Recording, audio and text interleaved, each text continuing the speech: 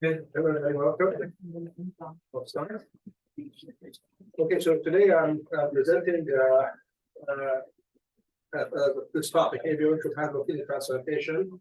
We'll look at past experience of managing this kind of transplantation, and we look at what's going on presently and what the future holds. But in terms of future protocols that are being developed and other research into the future things that are coming on the pipeline in terms of what is coming. So, learning objectives. We're going to discuss the different techniques used to desensitize and prepare patients for avial-incompatible kidney transplantation. We could look at the outcomes and the complications associated with the kind of transplantation, and we'll look at some research into future areas in this area. Okay, of course, we know about this organ shortage, which is still not. This is, of course, there's a decrease in the number of patients on the list due to the COVID epidemic. But it looks like this drop has resolved, and we're still now on an upward trajectory still. So the gap is still ongoing, and basically there's no end in sight, basically. And it actually continues to grow. The gulf between what we can do in terms of transplantation and the patients on the waiting list continues to grow. So hence the urgency for finding novel ways to resolve this issue.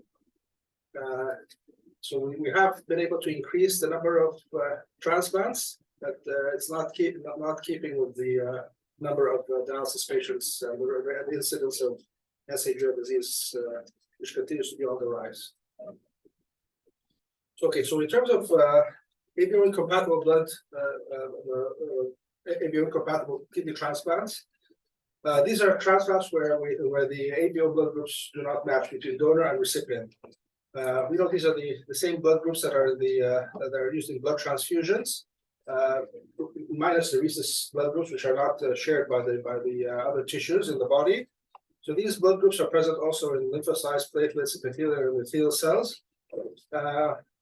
So this kind of blood group is particularly complicated because we all have antibodies to the other groups. So if your blood group only will have antibodies, you will most likely you're exposed to these antigens, probably from your gut bacteria. They seem to share these antigens as well. So you have a bacteria that have the same polysaccharides on their cell surfaces. So you are exposed to it from a young age. So we all have these antibodies present.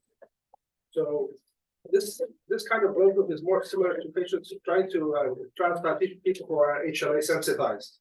So there are few patients with high PRAs or already sensitized. So this kind of it's like trying to desensitize somebody who's already HLA sensitized. So these people already have high titers, especially in blood group O. They have very high anti-A and anti-B, or if you're blood group B, you have anti-A. So these people are already sensitized even before the blood transfusion. This is what makes the transfusion, this transplant, more complicated than a regular disease or kidney transplant. So even though HLA mismatches, even though you can have an HLA mismatch, because you don't have preformed antibodies, the results tend to be good, even long term. So like if you have a mismatch, even if you have a 6 antigen mismatch, you still have 31% of kidneys surviving at 20 years compared to 46 when you have 0 antigen mismatch. So like a 16% difference. So this will not preclude going ahead with the donation. So the outcomes are good even if there's a 6 antigen mismatch. So this is why we don't really reject patients based on antigen mismatches anymore, as we used to in the past. Okay, so blood group O patients are particularly troublesome because they tend to have very high antibody titers. They don't have these antigens, so they tend to be very sensitive for very high level of anti-A, anti-B antigens. So when these transplants go ahead, they tend to have higher rates of antibody rejection. So they are particularly difficult group to deal with. Blood group A, we have a subgroup A2. When you have a blood group, people of blood group A, there are 2 types. There's a group A1 and a group A2. Group A2 has the A antigen, but it's not as densely not present in a. It's more sparsely expressed on the cell surface, not as densely expressed as A1. So they tend to be less immunogenic. So even if you have when you have a blood group A, which we actually subtype it to see if it's A1 or A2. So this A2 group, you can actually go ahead and transplant them into a patient with a blood group B without needing desensitization because they're less immunogenic. Because of the expression on the cell surface is less pronounced compared to A1. So this is a special group that we actually can get away with transplanting without need for much desensitization, or no desensitization at all, actually. So this is since 2014, the Organ Transplantation Network has allowed us to transplant people with A2 blood group into patients with blood groups AB or B, provided the anti-A titer is less than 1 to 8. To check the antibody titer to make sure it's not too high, we can actually go ahead with transplantation, and that is the current objective in most protocols. So, even though it's only approved for officially for this blood group B and AB recipients, some centers will actually even transplant blood group O, provided the antibody titer is not too high. So as long as you have an anti-A titer not being too high, even if it's a blood group O, some centers will actually go ahead and do that. And so here's using A2 kidneys, you can actually reduce the waiting time very significantly. So this is a study done in transplantation 2010, where it showed actually a significant reduction in wait time when you use A2 kidneys. So a drop from 1.63 years to 0.7 years using transplanting patients with whole kidney with whole blood group kidneys, and also in blood group B kidneys, a very significant drop, almost a year and a half of wait time saved. And there's no significant difference in graft loss or death between A2 to O and B versus all other recipients. So the outcomes are very good with this kind of transplantation. So this is one kind of ABO compatible kidney transplantation with good results, and does not need desensitization and can go ahead without complications. Does not need any specific protocol, just to go ahead without complication. Let's look a little bit about the history of kidney transplantation. First kidney transplant was 1954 by Dr. Murray, identical twins. And then a few years later, he actually did a non-identical twins 5 years later. So those are the old days when we actually used the total body irradiation for immunosuppression. This is really, in those days, they didn't have much they have available to us at the present time. In those days, they had very bad outcomes when they had the ABO-incompatible kidney transplants. Very high rates of hyperacute. These are hyperacute rejection cases. And so ABO-incompatible kidney transplants were completely contraindicated for 30 years. So first 30 years, since starting kidney transplantations, ABO-incompatible kidney transplantations were completely overlooked. And it wasn't until the 80s they had severe organ shortages in Japan, where Japan actually started pioneering the field and opened this field up into investigation. So in Japan is where they actually started doing research into this area, and they were able to desensitize patients, and that they had good kidney outcomes. In fact, Japan actually is where a lot of the research still takes place into ABO-incompatible kidney transplants. And currently, almost like 30% of live donations in Japan are ABO-incompatible, compared to here in the United States, where less than 1%. So we don't do a lot of them here. We have never done the center, to my knowledge. Only certain centers where it's done in the United States, but in other countries it's done more frequently. The problem with these cases, of course, you need to desensitize the patients, and they're associated with surgical risks and the risks of antibody rejection with these cases. So we'll look at the outcomes in this kind of surgery. And one of the reasons why in the United States we have been very slow to try to develop this area is because we have alternatives. Other countries, they have difficulty getting deceased donor kidneys. It's not easy there. America, they're limited to living donors. So they don't have the luxury that we have. We have a very robust deceased donor kidney transplantation program. We have the logistics to be able to pull out something like this. This is almost impossible to achieve in other places. And you cannot underestimate the degree of organization and logistics it takes to pull off something. This is a very long chain of 50 patients, for example. So we've gotten very good at it here. We're able to do these paired donations and these donation chains very effectively.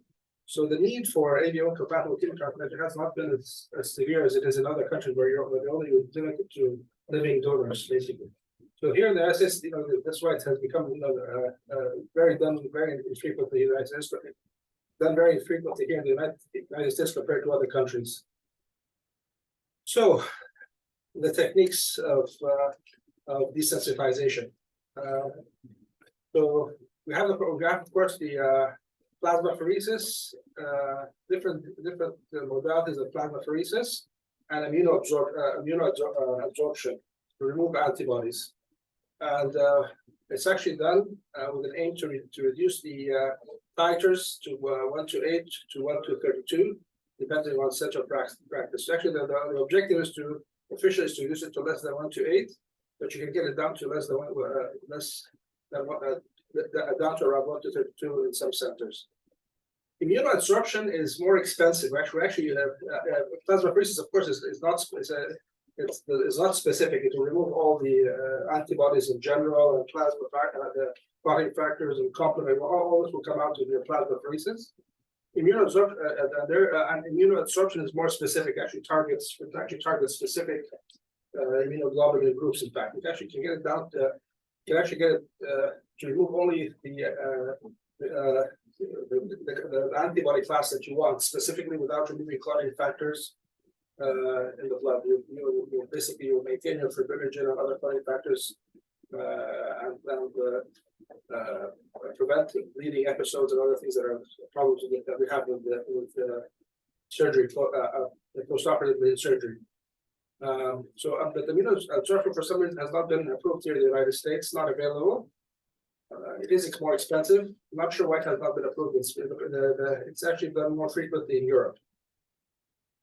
IVIG also is used to bind antibody Fc receptors and in the blood. We tend to prefer to use IVIG with anti-AB antibodies removed. So these are preformed in the blood, like we said. We'd like to have these removed in IVIG before using it for the purposes of this kind of surgery. And so here's plasmapheresis, and there's actually even a modality. So plasmapheresis non-specific, removes all plasma proteins. So it's not very selective; it removes everything. There's another form of plasmapheresis called double filtration plasmapheresis, which can actually target the gamma globulin fraction of your plasma. And in Europe, this is where they actually have certain filters, but it can actually just remove like the Ig immunoglobulin A and B and maintain your other immunoglobulins as well. So this they have in Europe only, but we don't use it here in the United States. So this is another form of it's a more selective form of plasmapheresis where we just remove the immunoglobulin fraction that you want, maintaining the clotting factors and other factors in the blood. Okay, so this is the machine that we use. Okay. You know what the column is made out of? Is it antibody, anti-antibody? I don't know exactly. I'm not sure exactly how they do it, actually, but I know that I think I heard they centrifuge plasma and they're able to get the different layering out of the different. And I'm not sure exactly, but I heard that I think that's I believe that's a double filtration plasmapheresis. I think that's what they kind of centrically. Right, that's a double, but this, Yeah, this I it don't know. seems like an immunoabsorption column. Right. I was just wondering. I haven't, yes, I haven't thought to say that. I thought we need to get to this. Are a lot of these rhesus antigens soluble?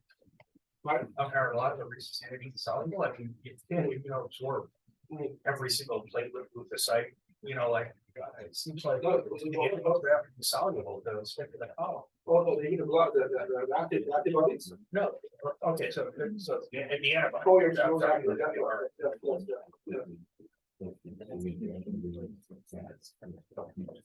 okay.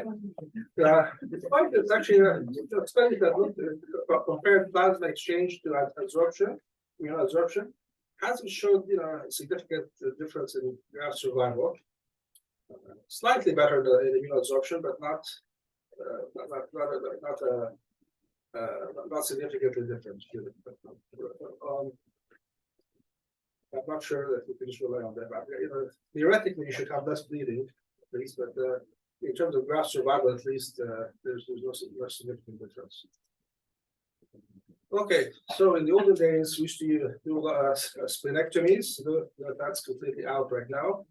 With rituximab now becoming readily available. Rituximab is a humanized anti-CD20 mouse monoclonal antibody, which removes B cells. As splenectomy, of course, the idea is to mechanically remove a large pool of B cells sequestered in the spleen. There are no, so this up until the 2000s, splenectomy was being done, but systematic reviews have shown no difference or possibly superiority of rituximab compared to splenectomy, minus the complications of surgical complications and the problems with having to deal with encapsulated organisms afterwards. So basically, rituximab has now completely replaced splenectomy as a modality to remove B cell for B cell depletion. Splenectomy is no longer used in any of the protocols nowadays. Okay, so these are some protocols that are no protocol has actually been official, so there are no control studies to show which protocol is superior. So this is very center specific. So if you look at this is the Mayo Clinic's protocol. This is the Johns Hopkins protocol. They differ, in terms of well, in general, they tend to use more or less people use rituximab about a week before when to start tacrolimus and mycophenolate differs, but usually about 2 weeks before, or some people use it even a month before. But they all use plasmapheresis sessions to prepare the patient. So you do the plasmapheresis sessions with a target of getting the antibody levels down to at least 1 to 8 or even below. Keep on doing it. So with each session, you get like a 1 unit drop in the dilution. So you start with you measure your immunoglobulin and you keep doing plasmapheresis sessions, targeting the level of 1 to 8 or 1 to 16 at some centers. Okay, and then the induction differs. So some centers will use Simulect. I think Johns Hopkins uses Simulect because the patient's already immunosuppressed. So I think they tend to use Simulect in Johns Hopkins. Here they use ATG in Mayo Clinic. So the induction regime varies depending on the center, and there are different experiences. And then IVIG is usually given at the end. IVIG, high dose IVIG, is given towards the end. This is the kind of these are the kind of induction protocols that are out there at the moment. So Mayo Clinic does these kind of transfers are done, but here we've never actually done them here as yet. Okay, this is like for live donation, right? so yeah, live donation, yeah. Okay, so a very interesting thing about these kind of transplants is there's this phenomenon which is very poorly understood. That it's not really there are different ideas about how it takes place. Immunological accommodation. So unlike HLA incompatible transplants, where return of donor-specific antibodies is detrimental to the kidney. Here, there's a phenomenon called the immunological accommodation. So if you manage to remove the antibodies in the first 2-3 weeks following, so if you manage to get these antibody levels really low in the first 2-3 weeks after transplantation, of course, the antibodies are going to return again. They're expected to return again. But when they return again, for some reason, they do not affect the kidney, will seem to accommodate to the presence of the antibodies, and you will not get rejection. So it's expected that the antibodies will come back again. So when we do plasmapheresis, we'll take out the antibodies, and then once plasmapheresis stops after the first 2 weeks, we expect the antibodies to return. However, this is unclear mechanism. The mechanism is not clearly understood what immunology is going on. But antibodies do return, but they're no longer pathological. They do not affect the kidney. Even though the antibodies are back, and in fact, there is evidence of some complement fixation. So you do have some peritular capillary C4D staining in the kidney, but the kidneys seem to function well despite all of this. It's not really understood what the mechanics of this is exactly. And there's no other evidence of antibody-mediated rejection. So you have antibodies will return 2 weeks afterwards. So all you need to do really, our objectives are really just to tie the kidney through the first 2 weeks after transplantation, 2-3 weeks. Just keep the antibody levels low in this period. And once the antibodies return, the kidney will be okay, should be okay. For this reason, positive predictive value of elevated post-transplant anti-A and B antibodies titers beyond the first 2 weeks is not indicative of an antibody-mediated rejection. So diagnosis of antibody-mediated rejection is kind of complicated with antibody-incompatible kidney trust. So you cannot rely on antibodies anymore. So you're kind of limited to glomerulitis and peritoneal capillaritis and kidney function, proteinuria, things like that. Actually, the antibodies themselves are not indicative of, and even the C4D staining is not indicative of rejection in these cases any longer. So here, if you look at the histology, so these are protocol biopsies done. You should notice you always find the C4D staining in 83% of kidney transplants, highly significant. C4D staining will always be present, so it's not indicative of an antibody-mediated rejection. So this will always be present. C4D staining, always positive. Okay. Okay.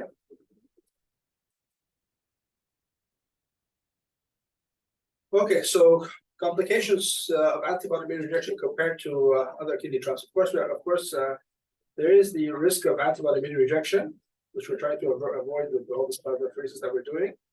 But with the plasmapheresis, we're depleting the patient of clotting factors, so we're putting the patient at risk for bleeding. So we have a lot of issues with perioperative bleeding. We also have problems with the lymphocyte formation for uncleanness. You have more incidences of lymphocyte. And then, of course, you're also removing other immunoglobulins from the reaction. You're suppressing the patient more than the other patients. So they have more risk of infection. So we'll go through this in just. So this is where most of this data is coming from. There are 2 meta-analyses, one in 2019 and one in 2018. This is where most of this data is coming from. So antibody-mediated rejection, usually this occurs in the first 2 weeks after the transplant. So a higher incidence of antibody-mediated rejection. But if you can just get the patient through these first 2 weeks, you should be okay. This is most of the just get the patient through the first weeks until accommodation occurs, and then the incidence of antibody-mediated rejection will drop significantly. So although the incidence looks high, 10 to 30%, depending on the center, which is 3 to 4 times that you'd see in regular transplants. Most of these are in the first weeks. So if you can get the patient through the first hurdle of the first week, then you should have then actually the rates become comparable to other kidney transplants. We have high risks of perioperative bleeding for obvious reasons because of the clotting factors. I think immunoabsorption would be the way to go to try to limit this immunoabsorption by just removing the immunoglobulins without removing other clotting. That should be the way. I couldn't find any data comparing immunoabsorption versus plasmapheresis in terms of bleeding episodes. surgical group. I think you can see that these would have to be done, of course, in Europe if they're done. Here we don't use it here. For some reason, we have high rates of lymphocytes. It's probably due to our use of mycophenolate preoperatively that why the lymphocytes rate is so high. So there's high rates. So there are higher rates of surgical complications of lymphocytes that are bleeding in the initial period. So all our problems, as you can see, are usually in the first period, like in the first months after you manage to get the patient through this hurdle of the first few months, the surgical complications and the antibody rejection, even the infectious risks. So you have basically higher rates of sepsis and infection, like odds ratio of almost 2 compared to antibody compatible kidney transplantation. So once you get the patient through the first period, the outcomes actually are very good. The whole problem is just getting the patient through the first months, basically. So here are the different rates of infection. So higher rates of here are the higher rates of wound infection, high rates of pneumonia,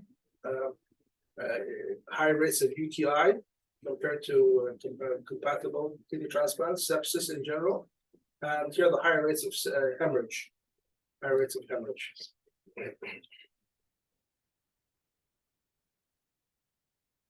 Okay, and here are the high risk of infection in general, the cumulative risk of infection, incompatible versus compatible. Okay, and here are the overall risks of mortality. So if you look at the mortality risks, it's all within the first year. There's a high risk of mortality within the first year. So the odds ratio is 2, but once you get down to the third, once you get past 5 years, the long-term graphs, the patient survival rates, they become comparable to those of ABO compatible kidney transplantation. So the problem is always essentially in the first year and a half, after which the complication risks become comparable to living donor kidney transplant. So in fact, the long-term living donor kidney transplants have better outcomes and graft survival than deceased donor kidney transplants. So these patients actually, their outcomes are better than deceased donor kidney transplants in the long run. Once you just get them through the hurdle of the first year, basically, the first month to the first year, you get them through the surgical risks and the infection risks. Once you get them through the first year, the long-term outcomes are actually better than deceased donor kidney transplants.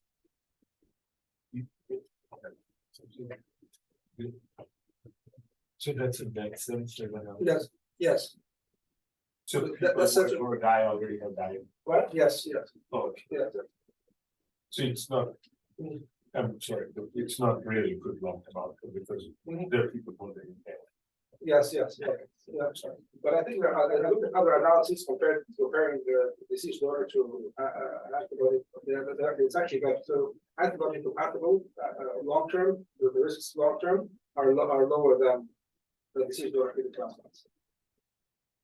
So once they get past the first year, actually, we think that after they survive the first initial period, the outcomes are good long term. After those one. But that's a selective. Oh yeah. I'm so sorry. Yes. No, I was just trying to understand. Yeah, once they survive, the longer term outcomes are. Got it. Yeah.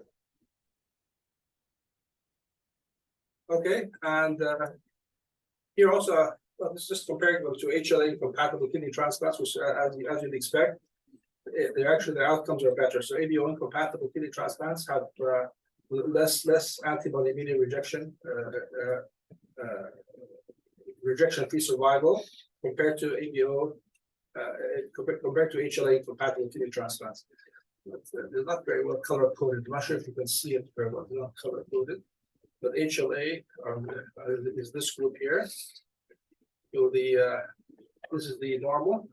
There's no incompatibility. This one here is the ABO incompatible, and this one here is the HLA incompatible.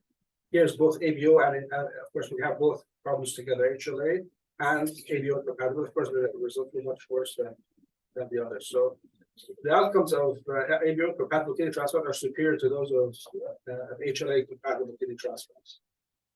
So Now looking at the costs, the cost is almost double that of your regular kidney transplant. So it's more expensive, with all the surgical risks that you go through. Although the cost is double, as you can see, the cost is mostly in the first year, and then it kind of drops off by the time you go to the third year. But of course, it's less expensive than dialysis. You'll make your money eventually. Okay, now in terms of using immunoabsorption, you can see the cost of immunoabsorption, the different. So if you look at the total cost, this is the data from Europe. Look at the red here is in absorption. This is immunoabsorption is very expensive compared to using the plasmapheresis, which is this John Hopkins here. Yeah, so the cost differential is huge. They must use it for a reason there. I'm sure they have less complications there, but I'd like to see the bleeding risks. I'm sure they have less bleeding risks. I couldn't find the data. I think deconsulting immunoabsorption is non-specific and specific.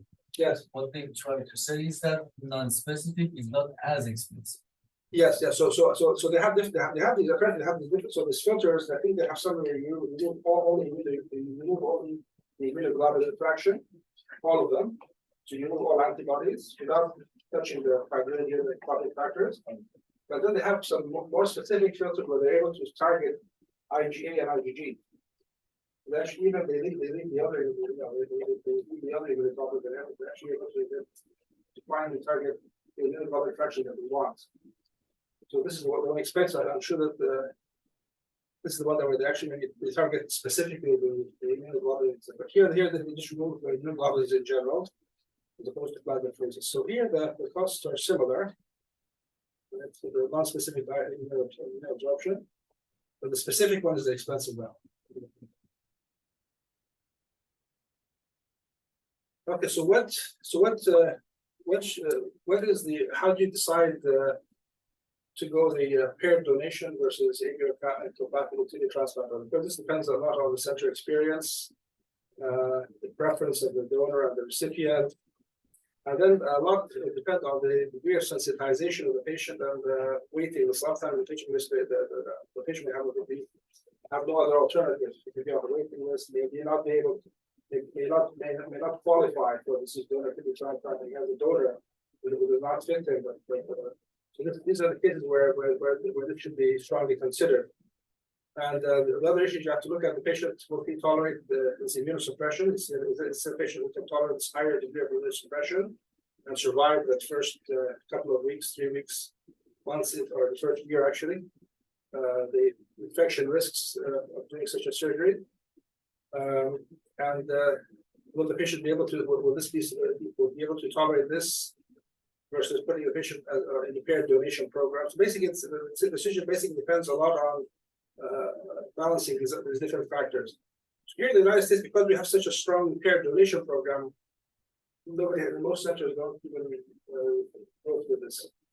Avoid the surgical risks altogether. Just go a paired program. The waiting lists are not very long, and there's far more availability of deceased donor organs compared to other places. But in other countries, this is really a dilemma that has. Other countries will do this more frequently than we do. Okay, so what are the newer modalities that are coming our way in terms of incompatible kidney transplant? Well, there's a lot of research now into removing altering the blood group of the organ. So this is research that's been going on for about 20 years. They've actually started in the blood, in trying to modify the ABO blood group of blood in terms of blood transfusions. So the ABO blood groups, these are just polysaccharides on the surface of the cell. And they've discovered enzymes which are able to modify these. So these are the polysaccharides for different blood groups, and they just the terminal sugar residue. So you have N-acetylgalactosamine for blood group A and B galactose. That's the B. That will give you the B antigen. And this is the backbone, which they all share. So it's mixing the terminal residue. This is your blood group O antigen or H antigen, they call it. So they discovered these enzymes which are present in gut bacteria. They discovered additional Clostridium perfringens, and then they found that the bacteria they naturally form these enzymes which actually cleave the terminal sugar residue. And there, once you cleave this terminal residue, you can actually convert your blood group into blood group O. So with the discovery of this, there's been research into trying to modify blood groups. You actually have to convert everybody into blood group O, basically. So actually transfuse anybody, take blood group of anybody, and then basically modify it to blood group O. So this is how this kind of research was ongoing. It was mostly in the blood banks, trying to modify blood groups so that making the blood group universal for everybody. So this is where it first started, and then they started to use it in the organs now. Okay, so this is what so I just to cleave off this terminal residue using these enzymes, and then we can actually so these are the two different enzyme groups that they've discovered so far. So there's this pair of enzymes, galactosaminidase with this one. You're actually able to convert it into a blood group O or directly using this enzyme. For the blood group B, there's this enzyme that they have. So these are this group of enzymes that they've managed to discover, which is able to convert your blood groups into the blood group O antigen. So two major studies, and actually there was another study that I saw in the ATC. I don't think they published the results yet, but it's a group up in Toronto working on this. They've actually started testing it in organs. So this group, they actually used this is in lungs basically. This is not in kidneys. So they actually managed to get this is all these are all the histological work, and they used they've actually managed to they do what they call extra. Yeah, so this is the answer. So here they use this pair of enzymes that we spoke about. So they use in this study they used this pair of enzymes. They did not use this one. They used it, and they have blood group A antigen lungs, and they perfuse the lung tissue with this enzyme. The ex vivo lung perfusion. So they actually they basically infuse this solution through the vessels of the lung, and the tissue gets perfused with this enzyme. And they showed that there's a 97% reduction of the A antigen within 4 hours. So just by injecting these enzymes, they're actually able to cleave off the terminal glucose residue in the tissues of the lungs, and able to convert basically this person into a blood group blood group O lung, basically. There's no toxicity observed with the injection of the use of this enzyme, and actually, in fact, they actually infused the patient later afterwards with plasma from the blood group O blood, and then it showed that there was no antibody binding or proper fixation in the tissues. So this procedure was able to protect the lung tissue from injury. So this is before this is actually staining for blood group A, and afterwards they're actually completely able to remove. They're actually able to remove the antigen. So they eliminate any pre-treatment. There's no plasmapheresis or absorption, nothing. Nothing. Yes. So they're actually able just by injecting this enzyme into the vessels of the lung, they're actually able to remove the antigen, and they're able to protect the lung from the plasma that was infused afterward. There's a significant drop in the different concentrations of the injected. And is this humans or? No, this is animal. These are animal studies. And the total was A. Yes, those. Yeah. So these are all animal studies. Yeah. So so I can see why we combine food work and like blood banks, but Yes. like in vivo, Yes. they all RBCs are in different stages of development and new Yeah. RBCs are being made and Yes. the old ones are. But it's not obviously, this antigen in the tissue, On the end of Oh. on the tissue, so actually this is tissue antigen removed. you only have two. Yes. So here, this other group here, they actually did it in kidneys, and they actually, they injected this one. Okay, so this was actually injected in baboons, so this actually is an intravenous injection. This is more closer to what we do eventually. So this, they use the other enzyme, they use this enzyme. This is the enzyme that we used. No, I mean, which is they use this one. They actually use this one. They actually they converted A to O and B to O. So this was actually it's more relevant to kidney to nephrology actually. So this they had two different groups. These were two different baboon groups.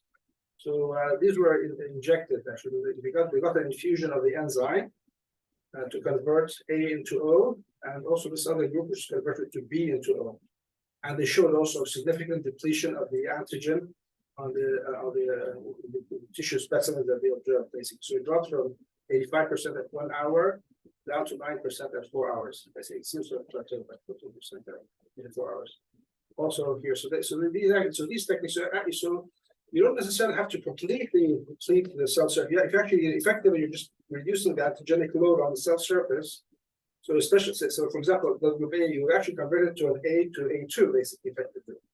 So just if you're able to cleave off enough of the residues on the surface where you decrease enough of remove enough of the A antigen, you can actually pretty much protect against antibody-mediated rejection. So just by reducing the antigen load, even if you don't completely remove all the residues, even just by reducing it to a significant amount, you can probably actually get the patient through that first 2 weeks, 3 weeks of transplantation and get the patient into his accommodation phase. And once you actually get to do that, then you can actually get through this with less immunosuppression. So this is the hope, basically. By doing this, you do not need to do as much plasmapheresis and not need to immunosuppress the patient as much. So this is actually, so there's a group actually in Canada right now that actually started going ahead with this. They actually like to go ahead and start with human today. They're going to start doing this. So this looks like it's developing, this area is developing very fast, actually. I think we should see this coming to fruition hopefully soon in the next few months. So this is, I think, where it's kind of heading to the future. It was a really interesting area of research where the area is developing. So early, but questions?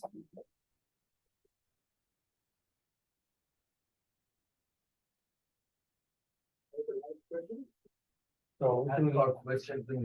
So are you doing hair donation? Yeah, What's the largest chain that's been done here? We haven't had large chains, so we've actually doing like usually 2 or 3. We have not been able to do it, but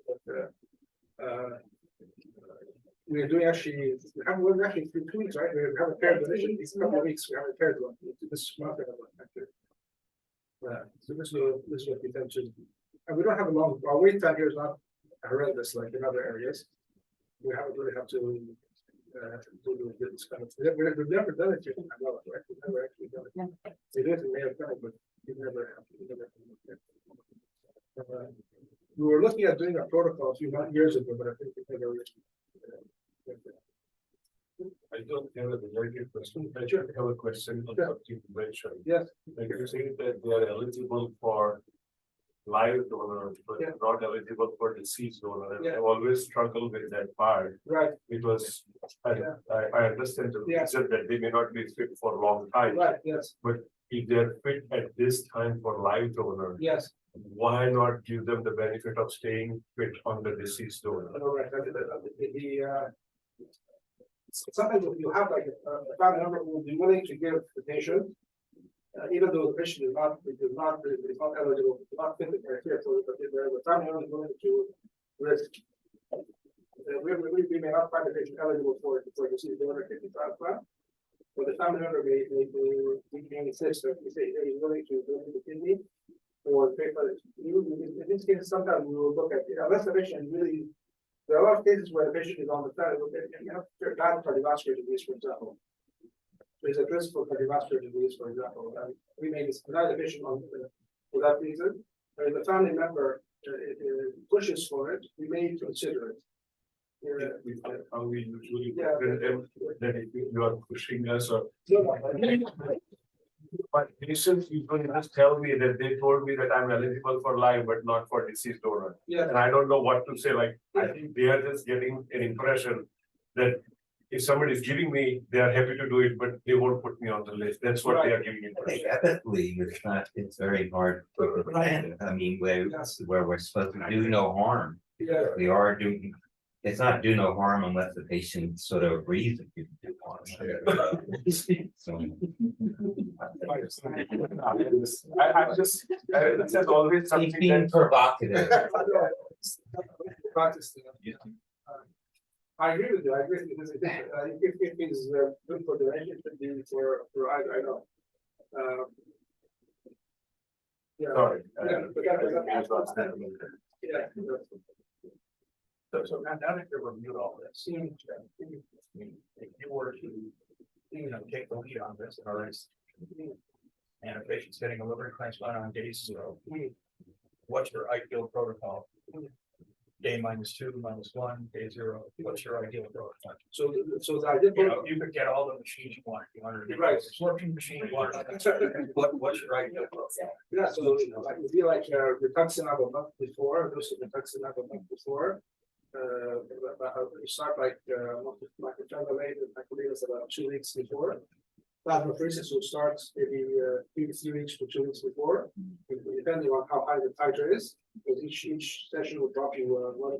You get one unit of dilation with each plasmapheresis session. The level, the titer is high, even in the bulk session. When you start plasmapheresis, depends on how high the titer is. So you time your time to do the plasmapheresis, you need to get out to unlimited dilation. You start plasmapheresis maybe 2 weeks, 3 weeks before, and then you get to the target level before the surgery. And then induction will depend on the kind of induction will depend on an older person, maybe Similac, maybe more compromised person. You use something milder like Similac.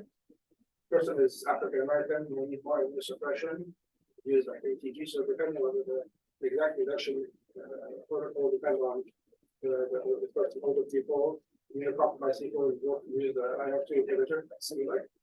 And then afterwards, they do plasmapheresis as needed for the first 2-3 weeks to keep the antibodies down for the first 2 weeks until the patient is accommodated. And then you give a immunoglobulin dosage at the end of the IVIG infusion towards the end. That's the kind of that I've seen used like in other confidence data. So I should show you that their protocols. So this is a kind of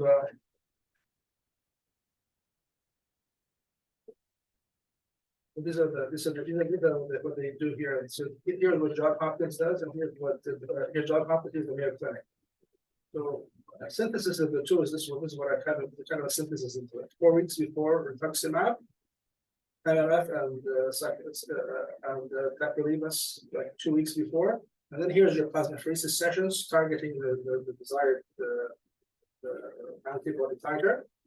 Here's the transplant, and then you continue plasmapheresis on demand depending on how high the antibody levels are. You have to monitor the antibody levels daily.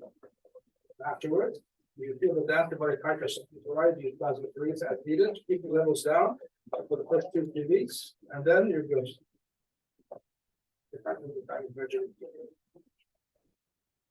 Someone is still free. Yeah. Well, depending on what it used to depends on the cause of the kidney failure. So it's a GM. The treatment after, in terms of your choice of depends on the same as the deceased or kidney transplants. If it's a diabetic kidney disease, you do steroids. If it's an GM, you want the patient to be on steroids. I think inside referring to the first one, the pre-transplant. Oh, no, yeah, yes. Asking, No steroids. so before the transplant, you're not using a steroid, but afterwards, it depends on the. Yeah, depends on aspects. Yes. Well. So if there's no question, okay, we can be like a trailer. Council.